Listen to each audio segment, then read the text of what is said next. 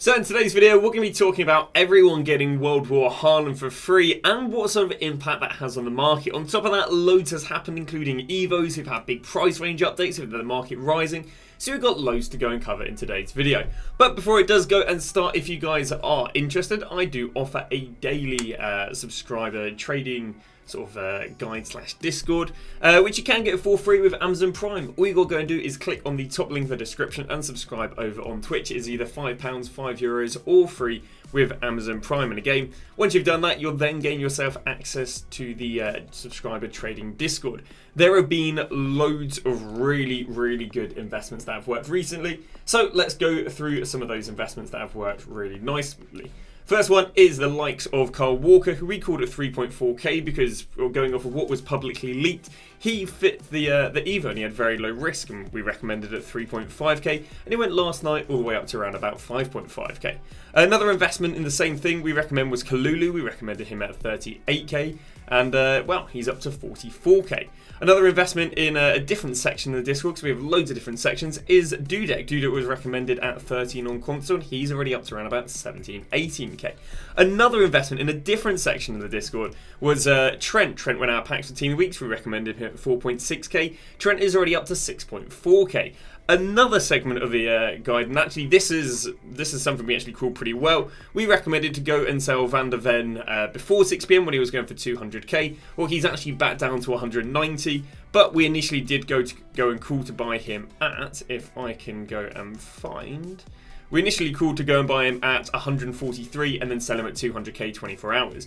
Another investment we did call a little bit early, sadly, on this one was Van der Ven, who we recommended buying at 81k, and we recommended selling at 99. And finally, Diego Dalot, who we recommended buying, if I can go and grab him, earlier in the week for 23k, and then recommended selling him last night when he was going for about 30 to 32k. So insane success on the train Discord. And again, you can get it all for free of Amazon Prime. If not, it's only £5. Also, tomorrow there will be an opportunity where you guys will be able to get a free sub for a month. Basically, at the beginning of the month, I do a sponsored stream for like an iOS game that's free. And basically, as long as you play this iOS game for around about an hour, you can get a free sub to the Discord. So again, if you're not interested in spending money, well then you can just go and spend a little bit of time playing an iOS game that will be sponsored, which will be streaming tomorrow. So any questions about that, do feel free to join the stream today, or the sponsored stream will be tomorrow, where again, you guys, all you'll have to do is download a game with my link, play it for an hour, and then get yourself a free sub. But let's go and talk a little about the Haaland Fiasco. So if you'd missed it yesterday, basically everyone was getting themselves Haaland for free. Oh yeah, another one as well. Ruffalo was recommended last night 127. She's up to 150 now. But yeah, everyone was getting themselves Haaland yesterday. We can see right here tweets about Haaland, here tweets about Haaland, here tweets about Haaland, here tweets about Haaland. I had loads of people join the stream and they're like, how is everyone getting this Haaland for free? So yeah, we're going to start off today's video by talking about how did people get it for free and what impact did it go and have on the market. So how people managed to go and get this Haaland is there was a objective, and I believe the objective is still out. It was basically a daily completion one, and I believe it's under live Winter Wildcard crafting completion draft, or under seasonal, ignore me. Winter Wildcard, there we go, it's this one right here. So basically, all people had to go and do was they had to go and play a game, if I'm not wrong. Might have been also doing an SBC. Well, as a result, they went and got themselves a Winter Wildcard / Winter Wildcard Hero Guaranteed. But the problem is it wasn't a Winter Wildcard / Winter Wildcard Hero Guaranteed. It was a getting 94 Haaland Guaranteed. Now the weird thing is this Evo has been out. This objective has been out for absolutely ages. So a lot of people have completed this days ago. But for some reason, after 6 PM specifically, if you open that pack, they went and gave you 94 Haaland, who is retailing at 1.2 million coins. So across the board again, you know, you just got yourself 94. I think it was literally like a 100% hit rate of 94 Haaland. Now, if you didn't want 94 Haaland, lucky you to be in that position. But yeah, you literally got 94 Haaland no matter what happened. So people were annoyed because the vast majority opened the pack pre, but anyone who didn't open the pack pre, maybe they were unassigned or something, maybe they just weren't aware. I mean, obviously, what's in the pack shouldn't change, so there's no incentive to hold on to the pack. Yeah, if you open it pre, it was random. If you open it post 6 PM yesterday, you're guaranteed to get Haaland. But the thing is, because there wasn't much incentive to actually go and hold on to this pack after 6 PM yesterday, even though, yes, you would have seen a lot of people on social media going and getting Haaland, it wasn't like the majority of FIFA players got Haaland, because the majority would have done this before 6 PM. And the reason I can tell that is because the market implications just isn't very big. The biggest market implication, I'd say, would have been for Norwegian managers. If I can go and show you right here, managers, and we head over to Norway. I can show you they went up to, there's about 3.3k, 3.5k. Initially, these probably would have been about 300-400 coins at most, normally Norwegian managers, especially as we haven't had any Norwegian SBCs or objectives. Well, these are up to 3.5k, but that's kind of the biggest market implication. Because if I go and show you some of the other things, it really just, it really hasn't done that much. So what I was basically looking at is I was looking at Haaland and I thought, do you know what? What does the average person have coin-wise to go and spend on maybe a link investment Haaland? And I'd say it's about probably 50 to a few hundred K. So then what I did was I had a little look at the link investments that were 50 to a few hundred K after 6 PM yesterday and just saw, okay, well, are they up significantly? aka people have bought them as a link investment Haaland, or are they not? We start off here with Odegaard, who before the Haaland, so yesterday at 5 PM, was 320. Well, after Haaland's out, he's still 320, so no rise or drop there.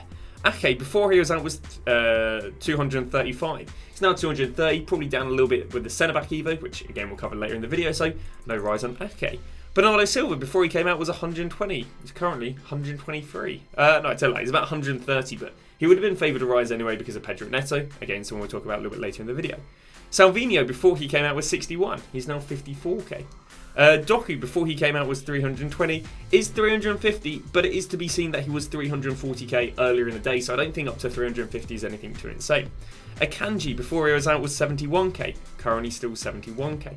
So I wouldn't say that the implication of, or the bug of everyone getting Haaland has really had too big of an impact, because if it was anything like when everyone went and got those Ballon d'Or cards over Weekend League, we would have seen these link investments skyrocket.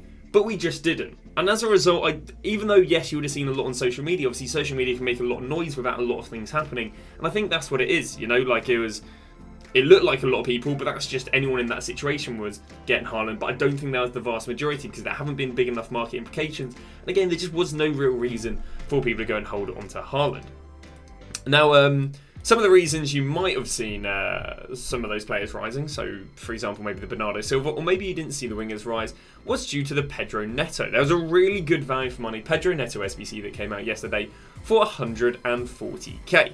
There was a chance of getting one of two Pedro Nettos. You either got yourself a Pedro Netto who had 92 pace, 90 shooting, 88 dribbling, and had the playstyles Finesse Plus, Power Shot, Ping Pass, Incisive Pass, Rapid, Travailer, Relentless, and Quickstep, with the roles pluses, plus being inside forward on both right wing or right mid. He was also done 4-star skills, 5-star weak foot on this one, or for 140k you could go and get this one, which dubbed +2 pace, -4 shooting, -4 passing, +2 dribbling, and +2 physical. Obviously this one being more of a winger card and this one being more of a forward card. If we go and look at this one, this card was given 5-star skills, obviously more fitting a winger, and was given the playstyle plus technician. He got a normal finesse shot, no power shot, has whip pass, incisive pass, rapid, relentless, and quick step. And instead of having the 5-star skills and the 4-star weak foot, instead of having 5-star weak foot, 4-star skills, he's got 5-star skills, 4-star weak foot. Very similar to the Sterling of last year. And instead of having inside forward, he's got winger as the right mid and the right wing, which I think is quite nice. Now, what impact did Netto have? Bear in mind he can play left wing, he can play right wing, bear in mind he can play striker, and 140k. He didn't really have too much of an impact, especially as there's a combination of him and Haaland potentially dropping stuff. We see the likes of Havertz, and before he was out, he was 170. Now, still 160. Garnacho, before he was out, was 235. He's down to 225, but really that's nothing crazy with a bit of weekend league sell-off. Then we move on to Isaac, who was 270. He's literally up to 280. Son, before he was out, was 203, currently 205. Quell, before he was out, was 100, still 100. So I just don't think there was much market impact for the likes of Netto. I don't think we saw his link investments go up unless they had alternative utility. And I don't think we saw the players he replaced go down much. I'd say probably the reason for this is we've just had so many forward SBCs and Evos that have been amazing. Obviously we had that really nice Avalanche one. We then had Gakpo recently. And yeah, I mean, we've had loads of Hero and Icon sort of SBCs, which traditionally people will go and take forwards from as well. Now, what did he do regarding to fodder? Well, nothing too crazy, I'd say, specifically. We can see that 84s before were 1.7, they're currently 1.9. We can see that 85s before were 3, they're currently 3.5. And we can see that high rateds were 13, they're down to 12.5. If anything did go and rise fodder yesterday, it was probably the 85 plus combo. Now, this is really weird because it's quite rare for us to go and get upgrade SBCs coming out on the Friday. They traditionally come out on the Monday to Wednesday, so bit of a weird thing here. I mean, it's a little bit pre-team of the year sort of vibes, I guess, as they say. But yeah, I mean, I don't think people are very happy because they never are. But 15k, and you go and get yourself 4 gold rares, 80 and above, and 1 85 plus. And in return, you have to give in an 84 rare team with 185. I mean, I don't think it's great value for money if we're comparing it to like the 12 times or 14 times 82 plus. But it gives you some upgrade SBCs over the weekend, which you can't normally do. In accumulation of that, we also went and got ourselves this, which you can do 20 times a day. Oh, you can do this one 3 times a day, do this one 20 times a day, and it's just a double 80 upgrade. Which is a bit annoying because I did go and invest in lots of Liberatoria Silvers over the weekend, because the idea is all upgrade SBCs expire on the Friday. They don't come till the Monday, so between Friday to Monday, people go and do the League SBC, so Liberatoria Silvers pick up nicely. Well, this could definitely null the demand for the League SBC, but you know, we'll continue to trade with League Silvers nonetheless. And there's the double 80. So on top of the SBC, we did go and get ourselves an Evo. Weirdly enough, Footbin isn't loading the Evo up, so we've jumped over to FootGG for this. The Evo basically, if we can go and load up right here, allowed you to use a max 86 rated with a maximum 90 pace, shooting, there you go, maximum 88 agility, tilt positions 3, and no more than 1 playstyle plus. It then went and gave them an additional playstyle plus of intercept. It when they gave the minor playstyles of slide, tackle and bruiser, which are highly desirable. Gave a place of +4 up to 85, physical of +7 up to 86, and yeah, gave a defending basically up to around about 86, and a physical up to like, is it looking like up to 88? No, up to 86 again, sorry. So let's look at some of those desirable upgrades. Some of those desirable upgrades, like we covered earlier in the video. Carl Walker. Carl Walker got, oh yeah, another main thing, they got centre-back utility. And obviously a centre-back Walker is one of the most sort of infamous cards we've had year after year after year. EA, I don't think we probably go a year without a centre-back Walker. Well, again, the Evo, by the way, is also in homage to Kyber, which is, he's not dead, but he was a showdown Evo we had very early on, whereas between Kyber and another player, and Kyber won and then ended up having one of the most infamous right-back cards, because he was like, he had 92 pace and 92 physical, and he was released in the first few months, if I'm not wrong. He exploded Eredivisie links, but yeah, we're talking about 4 years ago. Well, this Evo is in homage to that SBC we had a while ago. But yeah, it gives him centre-back utility. It doesn't really do, I mean, it gives a +5 on the physical and a +5 on the defending, +1 on the dribbling, +3 on the passing. Nothing to the pace, but of course it goes and gives him bruiser, it gives him intercept plus, and it goes and gives him block. So the main utility here I saw was giving fullback, centre-back, and giving them 3 playstyles. But yeah, that went and rose the likes of Carl Walker from, well, it's 3.5 before the Evo, and that rose him up there to 5k. He did go up to 5.4 with the initial release of the Evo.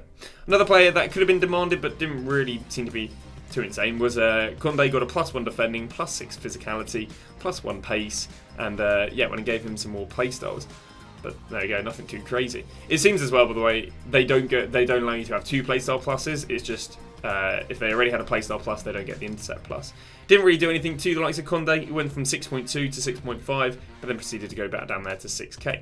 Diego Dalot, like we showed you earlier in the video, did very, very well yesterday. He went and fit the Evo. Again, gives him centre back, but mainly gives him the intercept plus, which is the desirable. +3 pace, +2 defending, and plus a little bit of passing, no passing. What did this go and do to his card yesterday? Well, we can show you before the Evo. Before the Evo came out, he was 29. Then it went up to 32 initially, then went back down to 29, and then has risen up to 34, and kind of holding between 34 to 32 since. Van der Ven, again, another card I recommended selling the pre-hype. He goes and fits it, gives him the intercept plus, which is quite nice. Gives him +1 defending, other than that. Where he was a bit of a sell in the hype sort of thing, which is again what we recommended. Recommended selling here at 200. He actually crashed down to 170 after he came out, and then has managed to rebound a bit of his drop. Other than that, what other stuff do we have? We've got a few leaks and a few player price range updates.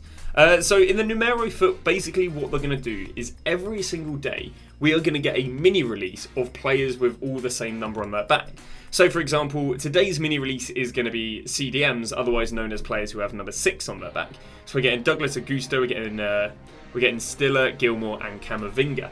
And the day after that, we should get another 5 players. So it's quite interesting because every day we're going to get another 5 players, meaning this promo should end up with about 30 to 40 players every single week. Well, no, sorry, 40 to 50 players for this week and 40 to 50 players next week, presuming it's going to be a 2-week promo. So yeah, very, very going into Team of the Year. So very, very exciting. I did think the promo was looking a bit meh, but I think, 40 to 50 promo cards by the end of the week could be very, very exciting. And there we go, let's talk about that there. Smaller squad releases during the numbers, one for each number between 1 to 11. So basically means you're going to get a mini release on the Saturday, Sunday, Monday, Tuesday, Wednesday, Thursday, full team on the Friday, and then Friday, Saturday, Sunday, Monday, Tuesday, Wednesday. Maybe we don't get one on the second Thursday, because obviously it makes sense for it to be 12, but whatever. But yeah, not looking bad. That does mean we'll also go and get ourselves like 6 goalkeepers in one day when we don't normally get any promo goalkeepers. So that's pretty interesting as well. Other news to talk about is the Team of the Year voting is going to go and start in 2 days. Well, I say it doesn't do too much, but we covered this in a previous video. The market actually does drop, apart from for Winter Wildcards, a fair bit from well, in 2 days' time. So yeah, I guess it does actually start a bit panic selling. On top of that, we went and saw price range updates for all the Winter Wildcards that previously didn't go and have price range updates. So let's have a little talk about what that's done. We see some crazy drops. Juan Mata down from 50 to 12. We saw Ruffalo. Ruffalo yesterday was 200. She went then down to the best part of 127, and now she is up to 150. We saw Jared Bowen. Jared Bowen had a price range decrease, went from 20 down to 13. We saw David De Gea. David De Gea had a price range decrease from 20, but he's managed to hold 18, which isn't too bad. We then have David Neres, who again is a very popular player, went down from 30 and is actually still holding 25. Then moves to Unana. Unana went and had a price range decrease from 13, he's down to 15. We then have Mbuemo. Mbuemo went down from 20 and he's down at 14. We then have Diaby. This is an interesting one. Diaby had a price range increase. He didn't actually manage to get up there to 220 off the initial 200. He had a price range decrease, and that's allowed him to now be listed at under 200. Alex Scott wasn't selling for 80. She had a price range decrease and she's down to 40. Milito, this is a crazy price range in the first place, 200k and he's down to 100k. We then moved to Scholarshard, who actually was kind of flirting with moving off the price range of 25k. Everyone got a price range decrease and he's down at 23. You can see that a few of the guys who did rise last night are back down again. The reason for that is probably because of all these price range updates. People are trying these new players now without the worry of them losing lots of coins. Prince had a substantial price range decrease from 300 down to 150. Vidic had a price range decrease down from 250 to 145. We then have Abdul Hamid, who went from 20 to 14. Then we got Minot, who went down from 40 down to 14. And then we got Santi Cazorla, I think this is about it, down from 25 to 17. And 2 more. We either got Beth Steve, who went down from 40 to 24. And finally, we've got Hudson-Odoi, who they didn't choose to decrease the price range of whatsoever. Now, is there any investments because of the price range decreases? For me, I would look at picking these up on the Sunday evening after the new Icon SBC. As I said in previous videos, that Winter Wildcards Team 2 and Team 3 can rise all the way up until next Friday. So I think they can go down with the Icon SBC on Sunday. I think we'll look at investing heavily in Winter Wildcards 1, 2 and 3 on the Sunday, and then flipping them on the Friday. And I think that nearly is about it. I think we've got 1 or 2 more things to talk about. There's another Evo coming, which is going to give players Trickstar Plus, so presumably a winger Evo. No more information on that apart from that. And these are all the other leaked SBCs that we're yet to get. So we're expecting Mane later in the week. We're expecting Lukaku, and those are the official stats there. We got a Guendouzi, one or the other. We got a Wissa, one or the other, and then we got a Benini flashback. But that is going to go and wrap it up. Quite a lot of stuff to cover. I say we'll have a Road to Glory episode in a few hours' time, so hopefully you guys are looking forward to that. But thank you very much for watching, and we'll see you guys tomorrow with a brand new video.